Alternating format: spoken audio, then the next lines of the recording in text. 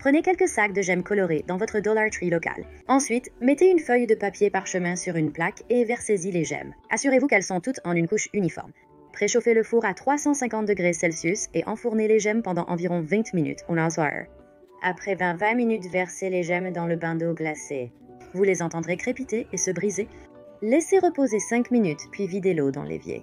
Prenez votre cadre photo et collez-y vos gemmes craquelées. J'utilise de la colle B7000 car elle permet une certaine flexibilité avant de sécher complètement, à la différence de la colle chaude.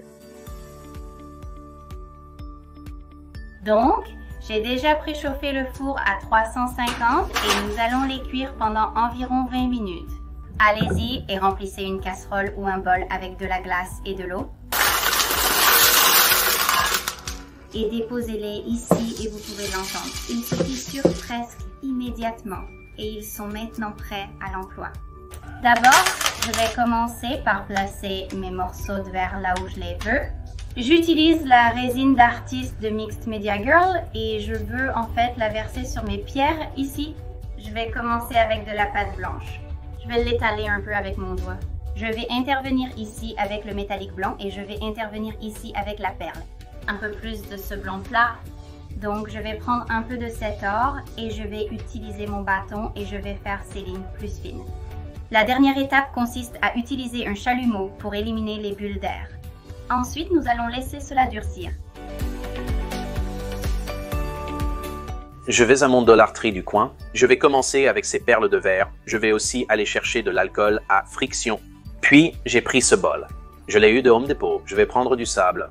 Commencez à le mettre au fond. Donc, vous voulez le remplir jusqu'à ce que lorsque vous prenez votre bol, vous allez être à peu près au même niveau que le haut et il a une base solide. Allons-y et commençons à mettre plus de sable pour qu'il le maintienne en place pour le niveler. Assurez-vous que ce bol est solide. Nous ne voulons pas de déversement ou que cette chose bouge lorsque nous l'allumons. Prenez le bol en métal et disposez les perles de verre tout autour en vous souvenant de leur emplacement. Prenez cet alcool à friction et versez-en un peu dedans.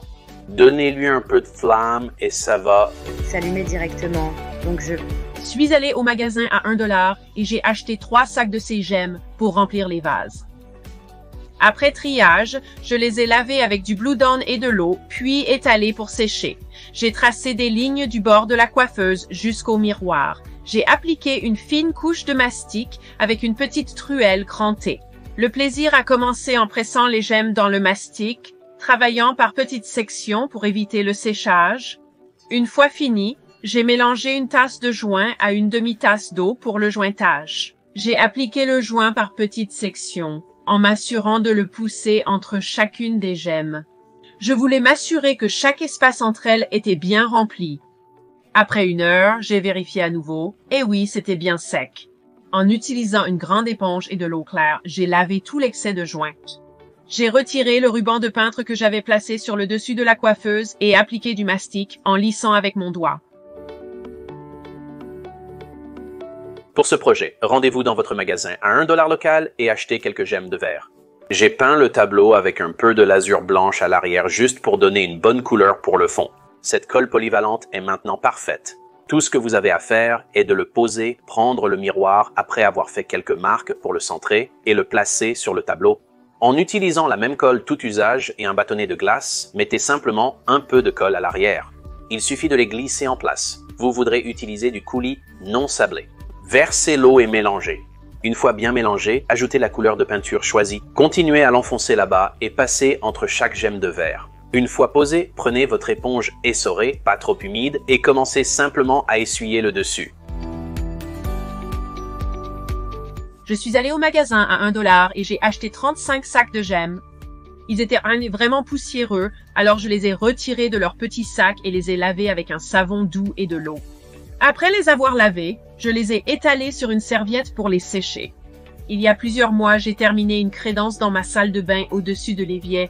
Les personnes qui ont commenté ce post ont demandé que le mur entier soit recouvert de gemmes.